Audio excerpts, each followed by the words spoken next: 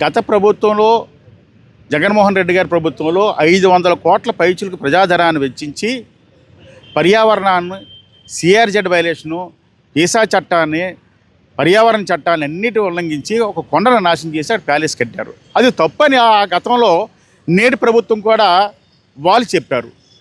చెప్పిన తర్వాత ఆ గత ప్రభుత్వం పోయిన తర్వాత ఈ ప్రభుత్వం ఏం చేయాలి అని అంటే మేమంతా కూడా వెంటనే చెప్పాం, ఆ ఒక ప్యాలెస్ని రాష్ట్ర మ్యూజియంగా చేయండి. ఎందువల్లంటే 500 కోట్ల రూపాయల ప్రజాధనం ఉంది, దాన్ని ప్రైవేటు వ్యక్తులకు ఇవ్వద్దు అని చెప్పి విశాఖపట్నంలో ఉన్నటువంటి కూటమి ఎమ్మెల్యేలందరికీ కూడా వినతిపత్రాలు ఇవ్వడం జరిగింది. అదేవిధంగా స్పీకర్ గారికి కూడా ఇవ్వడం జరిగింది. వాళ్ళు ఏం చెప్పారంటే తప్పకుండా ప్రజాపరం చేద్దాం అన్నారు, కానీ నేడు పరిస్థితి ఎలా ఉందంటే గవర్నమెంట్ది ప్రైవేటు వాళ్ళకి ఇవ్వడానికి పబ్లిక్ హీరింగ్ చేస్తుంది. పబ్లిక్ హీరింగ్ చేసేటప్పుడు హైకోర్టులో పిల్లు ఉంది, సుప్రీంకోర్టు డైరెక్షన్ కూడా ఉంది.